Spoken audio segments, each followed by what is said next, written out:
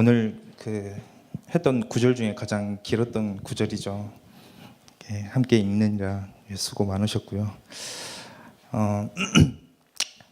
추석인데 여러분들 혹시 어디 갈 계획 세우셨을까요? 여러분 최선을 다해서 놀기를 바랍니다. 후회가 안 남도록. 약 10일간 있는 그 기간 동안 여러분들 후회가 남지 않게 놀고요. 딱 한 가지만 같이 놀기는 놀지만 여러분들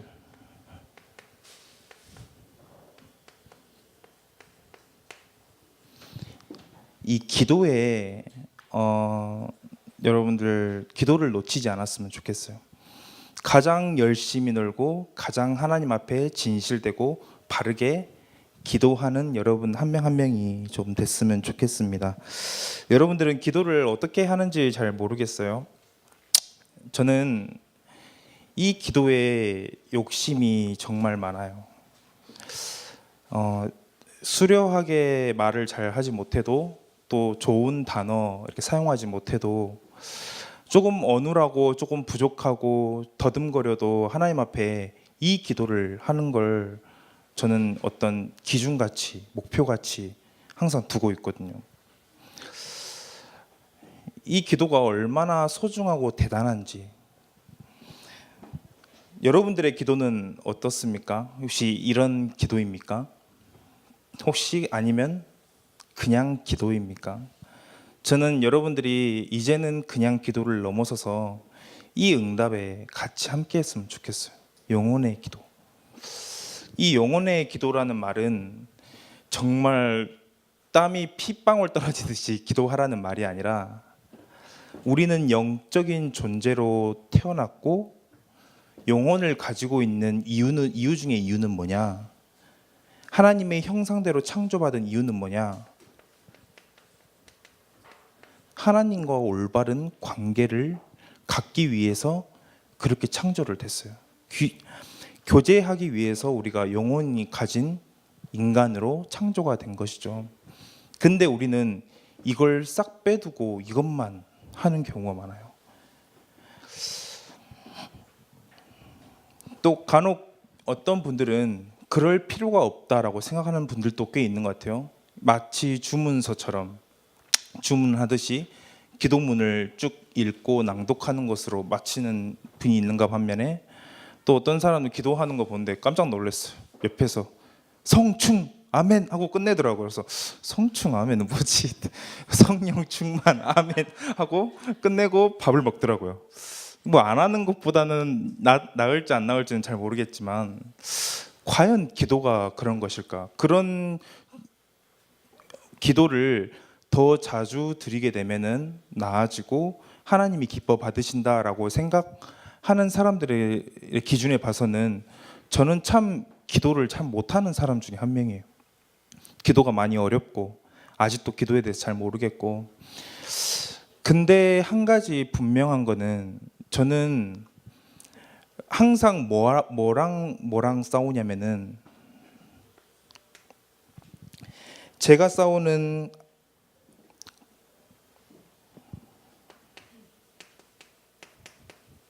자꾸만 나로 하여금 형식적으로 빠지게 만드는 것과 그리고 이게 실제적인 것에 적용하지 못하게 만드는 것과의 저는 항상 그 싸움을 하고 있거든요. 조금 난해한 이야기일 수도 있습니다. 그렇지만 저는 내가 기도를 드리는데 하나님께 어떤 마음이 통하지 않고 하나님과 교제한다는 느낌이 사라지면은 그 형식을 바꿔버려요. 그 형식이 있으면 얼마나 익숙하고 좋습니까? 딱딱딱딱 매뉴얼대로 해나가면은 그 기도는 가장 쉽고 빠르게 끝날 수 있겠죠. 근데 저는 그걸 가감히 버리고 다른 형식을 이제 찾기 시작하는 거죠. 그리고 자꾸만 내가 하나님 앞에 기도하는데 실제 적용되지 않고 실제 하나님이 나에게 주시는 그 말씀 가운데 붙잡고 기도하지 않을 때면은 가감히 또 다시금 말씀 앞으로 돌아오게 되는 거죠. 이 두 가지는 어쩔 수 없이 우리는 연약하고 부족하기 때문에 올 수밖에 없는 거지만, 영혼의 기도는 대체 뭘까요? 하나님과 관계를 맺는 기도인데, 그 기도는 이것과 싸우는 동시에 시작되는 기도라고 생각이 들어요. 나를 자꾸만 똑같은 걸음을 걷게 만들고 무감각하게 만들고 무뎌지게 만들고, 기도는 하는데 나에게 기쁨이 없고 감사함이 없고 뜨거움이 없고, 그런 것과의 싸움을 시작할 때 조금은 바꿔서 하나님 앞에 엎드려도 보고, 하나님 이런 내 마음을 하나님께서 아시지 않냐고 가슴을 두드려 보기도 하고, 이해하십니까? 그런 기도가 진짜 여러분들에게 시작되기를 바랄게요. 영혼의 기도. 그래서 여러분들, 오늘 제목은 은혜의 프리퀄은 어떤 그 일이, 그 사건이 어떤 영화라고 치면은 이랬던 그 영화가 오기 전에 배경들을 다루고 있죠. 지난번에는 성령에 대한 프리퀄 이렇게 한번 나눈 적이 있는데, 오늘은 은혜. 이 은혜 이전에 하나님이 지금 우리에게 은혜를 주시는데, 그 이전에 우리가 알아야 될 것, 또 우리가 확인해야 될 것, 우리가 체험해야 될 것을 오늘 이 시간 조금 다뤄보도록 하겠습니다. 연휴이기도 하니까 제발 빨리 끝낼 수 있는 제게 정리를 할 수 있는 힘을 달라고 하나님께 기도를 하고 올라왔는데,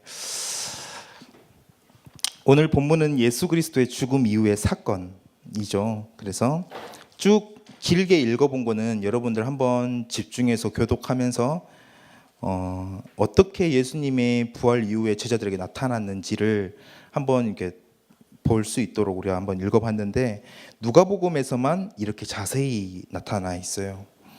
그래서 예수님이 죽고 나서 많은 사람들이 혼란을 겪었고, 예수님이 죽고 나서 많은 사람들이 흉흉한 소문에 이렇게 어지러울 때 이 상황들이 벌어지게 된 것이죠. 그래서 엠마오로 가는 두 제자에게 예수님이 나타나는 이야기를 우리가 볼 수 있었고, 예수님이 어떤 성경에 대한 부분들을 해석해 주면서 그들의 마음이 뜨거워지는 그런 경험도 갖게 되는 것이죠. 오늘 주일 예배 말씀을 들으면서 여러분들 마음이 뜨거워지셨습니까?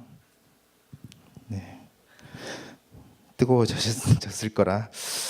그래서 원래는 지난주에 유년부에서 잠깐 다뤘던 내용이었는데, 이거 유년부 아이들에게 너무 어려웠던 것 같아요. 그리고 딱 그 시간표가 우리 대학생에게도, 대학부에게도 조금 필요한 내용이겠다 생각이 들어서 약간 조금 함께 조금 더 나눠봤으면 좋겠다는 생각이 들어서 이 메시지를 준비했는데, 여러분들 오늘 하나하나 조금 마음에 담는다라는 심정으로 우리 함께 좀 나눠봤으면 좋겠습니다. 예수님이 하나님이신데 이 땅에 오신 사건이 바로 예수 그리스도의 탄생이죠. 하나님이신 그분이 이 땅에 오셨다. 이 땅에 오신 하나님.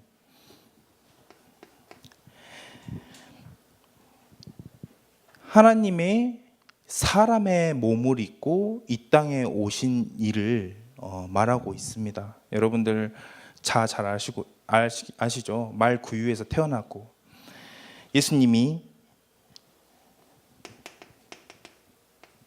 사람의 형상으로 이 땅에 오셨는데, 그분은 참 하나님이고 참 사람이셨죠. 그분이 한 일이 너무 놀라워요. 어떤 일이냐면은 만물을 다스리시는 하나님, 폭풍우도 잠잠케 하는 하나님, 그리고 그뿐만 아니라 치유의 하나님이었어요. 21번의 내용, 21번의 에피소드가 치유에 대한 에피소드가 있을 정도로 문둥병, 지금으로 말하면 한센병이죠. 뭐 혈루증, 안진뱅이, 맹인, 소경, 수많은 사람들을 치유하고 중풍병도 치유하고 여러 가지 치유의 이야기가 있을 정도로 그분은 굉장히 치유함에 있어서 놀라운 기적들을 많이 보이셨죠. 그리고 심지어 이뿐만 아니라 죽은 자를 살리시기까지 하셨어요. 대단하시죠. 그리고 5,000명 또 4,000명 그들의 필요를 채우시는 하나님이셨어요.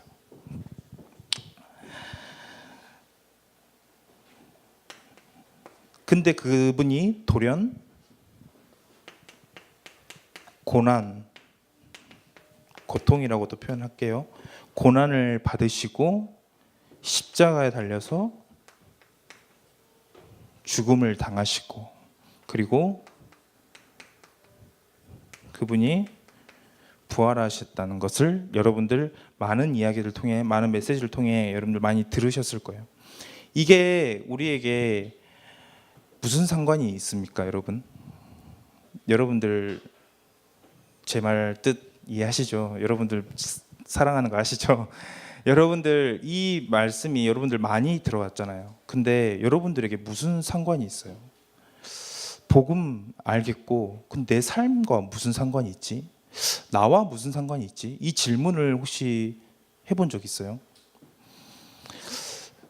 복음과 내가 무슨 상관이 있지? 이 땅에 하나님이 오신 목적과 목표는 대체 무엇이었을까? 여러분도 혹시 질문해 본 적이 있습니까? 그래서 여러분들 오늘 조금 무겁지만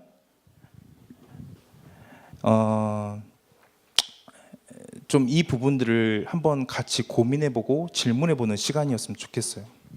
아니 하나님이 자연도 다스리시는데 그 자연을 폭풍우를 잠잠케 했을 때 여러분들이 있었습니까? 많은 사람들을 치유했는데 여러분들을 치유했습니까? 죽은 자를 살렸는데 여러분들이 살아난 겁니까?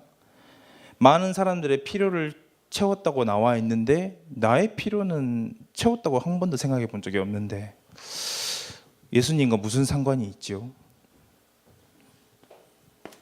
그래서 여러분들 복음과 나와 조금 동떨어져 있고 오랜 신앙생활을 했는데 잘 모르겠고 교회 가는 것도 갈등이고 말씀을 붙잡는 것도 갈등이고 하나하나 모든 것들이 내게 행복하지 않다고 생각하시는 분은 오늘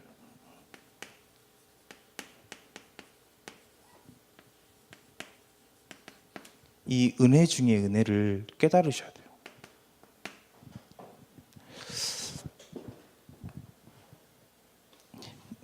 비밀은 오늘 본문 속에 나타나 있죠.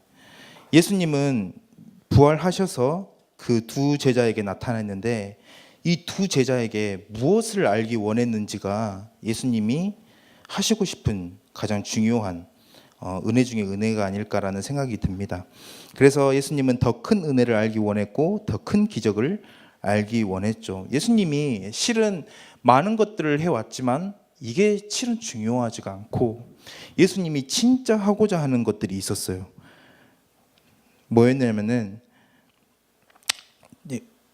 이 두 제자들이 마음이 뜨겁지 아니하더냐 하고 32절에 있죠. 이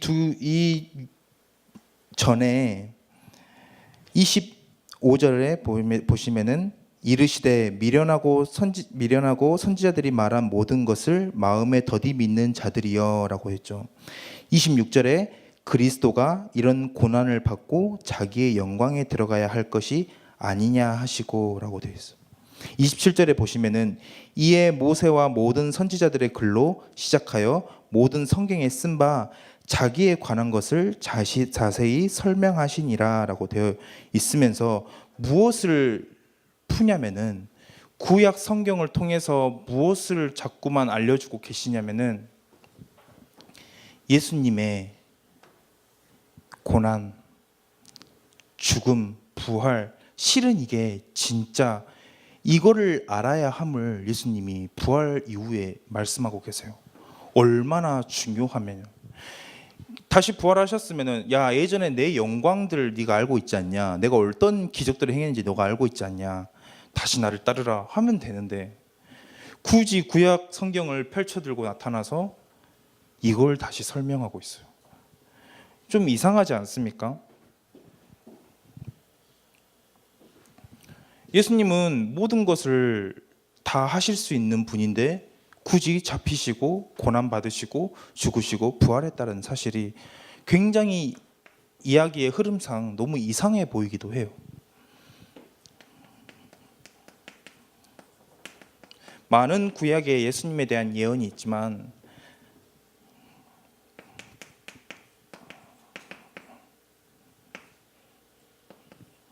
이사야 53장 4절에서 5절에서 6절을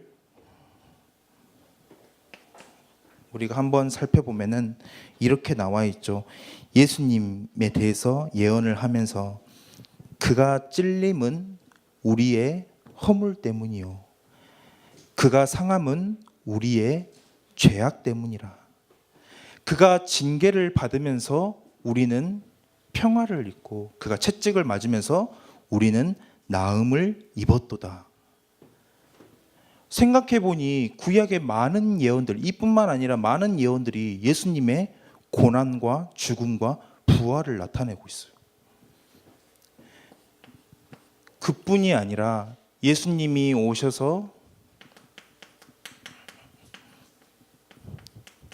예수님의 기적을 가르친 뒤에 제자들을 따로 모아가지고 예수님이 가르쳐 준 게 있어요. 뭐냐면은 나는 곧 고난을 받고 죽고 3일 만에 부활해야 하리라 라고 예수님이 따로 제자들을 모으고 가르치는 것들이 우리는 자주 볼 수 있죠. 누가복음 9장 45절에 나타나 있죠. 마가복음 8장 31절, 마태복음 18장 22절에도 동일한 이야기, 또 각자 다른 사건들을 이야기를 하고 있는데 예수님의 이렇게 약 3-4번을 말씀하세요. 기적을 하신 뒤에. 근데 그때마다 제자들이 몰라. 제자들이 갸우뚱해. 무슨 말이지? 아마 누가복음 9장은 그 내용일 거예요. 무슨 말인지 모르겠다. 왜냐하면 예수님 아주 멋지신 분이야. 아주 최고야. 근데 예수님이 왜 고난을 받고 죽고 부활해야 되는지를 모르는 거죠, 제자들이. 그래서 그 제자들이 예수님이 죽고 나서 다 뿔뿔이 흩어지고 부인하고 그렇게 많은 어지러운 상황들에 이렇게 놓여 있게 되었습니다. 제가 그 지난주에 그 은혜로 교회, 제가 이렇게 말을 해도 되는지는 잘 모르겠는데 은혜로 교회에서 간증 영상이 나와서 제가 한번 본 적이 있어요. 근데 그 다락방에서 나와가지고 은혜로 교회 다니시는데 간증을 하는 거예요. 다락방에서 내가 속았다고 하면서. 보고 진짜 생각이 많아졌어요. 다락방에 속았다고 하면서 울면서 간증을 하는데 뭐라고 표현해야 될지 모르겠는데 꼭 이게 없어졌구나라고 생각이 들었어요. 그게 뭐냐면요,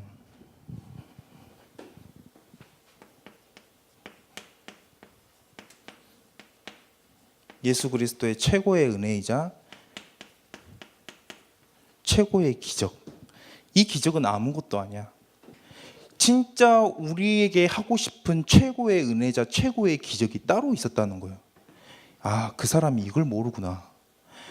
복음 운동 가운데 다락방에서 중요한 복음들을 많이 받아왔는데 자기가 자기 입으로 고백해요. 나는 예수 그리스도가 모든 문제 해결인 줄 알았다고. 처음에 그거 입고 힘 얻어서 전도하러 다녔다고. 근데 나에게 채워지지 않는 뭔가가 있었다고. 그 이야기 듣자마자 이거구나. 이게 없었구나.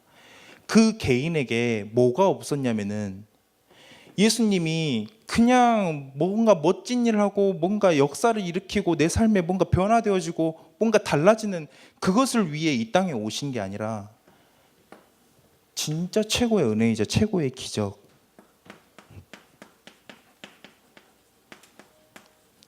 나를 위해 죽으시고 고난 받으시고 나를 위해 부활하셨다는 사실을 진짜 모르고 있었구나라는 생각들이 들었어요.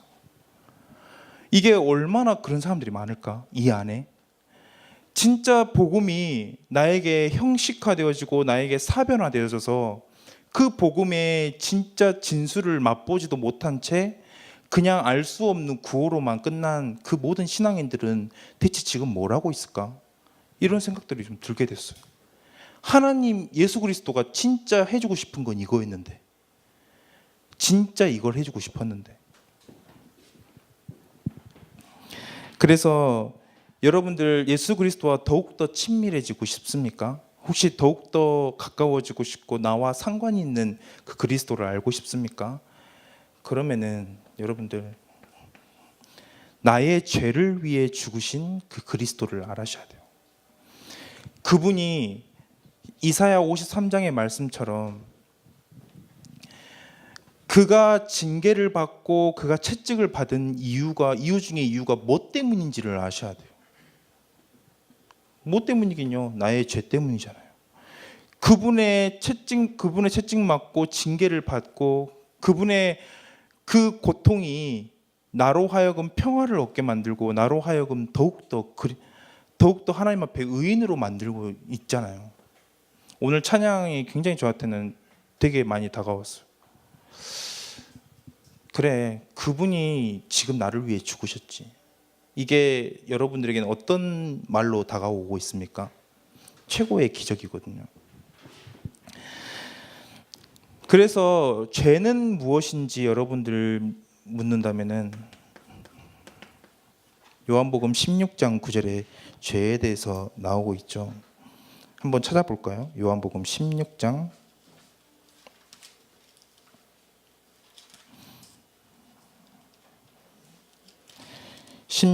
9절에 죄에 대하여라 함은 그들이 나를 믿지 아니함이요라고 되어 있죠. 죄는 다양한 것 아닙니까? 여러 가지 자범죄들 많지 않습니까? 하나님이 보시기에 죄는 딱 한 가지예요. 예수 그리스도를 믿지 않은 그것. 나의 삶 많은 것 가운데 신자들도 이 죄를 얼마나 많이 범하는지, 마치 나의 송사는 하나님이 해결해 주지 못할 거라고 생각하는 것. 내 모든 문제는 아직 일부분은 그리스도께서 모든 것을 해결해 주지 않았다고 느끼는 그 모든 것. 그 틈으로 사단이 역사하는 거거든요. 그 죄를 여러분들 혹시 짓고 있지는 않으십니까? 그 죄 다 끝났어요. 이 죄를 조금만 더 깊이 보자면은 이 죄가 어디서부터 나타나냐면 창세기에서부터 그 죄가 나타나죠. 여러분 잘 알고 있죠. 하나님이 그 육신을 만들고 하나님이 자랑스럽게 하나님이 축복하시고 기뻐하시는 육신이 더 이상 하나님이 기뻐하시는 육신이 아닌 채 타락하게 버려요. 그래서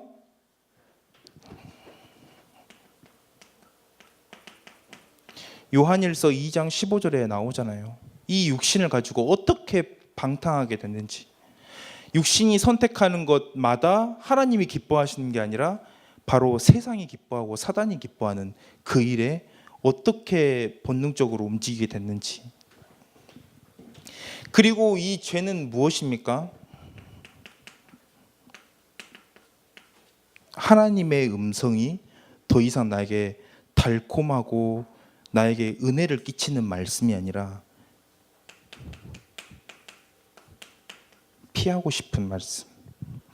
우리 인생에 죄라고 했을 때는 여러 가지 정의를 내리고 싶지만 저는 이렇게 생각해요. 나와 하나님 사이를 단절시키는 그 모든 것, 특히 나의 육신을 따라가는 모든 것, 그리고 하나님의 말씀에 피하고자 하는 그 모든 것, 그게 저는 죄라고 생각해요. 이 죄를 위해 하나님이 우리가 해결할 수 없는 걸 아시고 죽으셨다. 그냥 죽으신 것뿐만 아니라 여러분들 다 해결할 수 있습니까? 여러분들이 해결 못해요. 다 이뤘어요. 예수님 깔끔하게 완벽하게 완전하게 다 이루기 위해서 십자가에 질 수밖에 없었다. 그리고 그분은 부활하시기 위해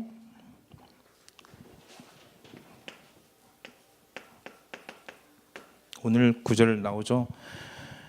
부활하셔서 우리에게 평안을 주시고 계시는 분이시다. 모든 걸 다 끝냈고 이겨버렸기 때문에 여러분들이 이게 더 이상 여러분들의 이야기, 남의 이야기가 아니라 부모님의 이야기, 또 담당 교육자의 이야기, 담임 목사님의 이야기가 아니라 여러분들의 스토리로, 여러분들의 이야기로 만들어야 되는 것이죠. 말씀을 마무리하도록 하겠습니다.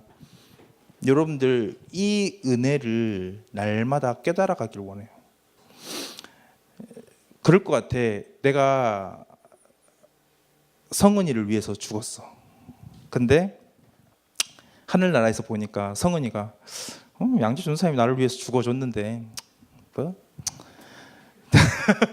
별로 감사하지도 않고 그냥 내 하고 싶은 대로 살고 내 평안만을 위해서 산다면은 나 갑자기 슬퍼질 것 같아. 내가 위에서 보고 있는데 왜 저렇게 살지? 내가 기껏 내 목숨을 희생해서 살려줬는데 똑같지 않을까요? 예수님이 하나님이 이 땅에 오신 것도 말도 안 되는데 진짜 기적을 이루기 위해서 이 땅에 오셨어요. 나라는 사람을 위해서, 나의 죄를 위해서. 그러면은 우리는 이 은혜를 깨달아가면 깨달을수록 우리가 그토록 부담 느끼던, 그렇게 생각했던 그 전도, 이 복음을 전하는 일, 저는 그게 오히려 문제가 되지 않는다. 그 은혜로 하는 것이다 라고 생각이 들어요. 그래서 이것을 아는 것을 넘어서 여러분들이 누려지는 그 삶, 그 삶에 욕심을 내고 그 은혜를 깨달아가길 소원하겠습니다. 오늘은 은혜의 프리퀄, 진짜 본편은 여러분들의 삶이에요. 이 은혜는 삶에서 나타나고 드러나요. 이거 아무런 의미 없어요, 여러분. 제가 100번을 얘기해도 여러분들이 실제로 누려지지 않으면 아무런 의미가 없는 거죠. 그래서 오늘 말씀을 놓고 함께 합심으로 기도하도록 하겠습니다. 좀 길어졌는데 하나님, 진짜 하나님, 오늘 이 시간 이후로 하나님의 은혜 중에 은혜, 기적 중에 기적, 최고의 기적이신 그 나를 위해 죽으신 십자가의 그 사랑, 나를 위해 죽으신 그 고난을 받으시고 죽으시고 부활하신 그 십자가의 은혜가 나에게 더 이상 동떨어진 이야기가 아닌 하나님의 은혜를 더욱더 체험하고 누려지는 귀한 시작이 되게 해달라고. 그래서 하나님, 진짜 나에게 죄를 알게 하시고 그 죄의 모든 것을 해결하신 그 그리스도가 지금 이 시간 나와 함께 한다는 사실을 깨닫고 최고로 누려지는 시간 되게 해달라고, 이 시간 말씀을 기억하면서 합심으로 기도하도록 하겠습니다. 주여, 살아계신 하나님,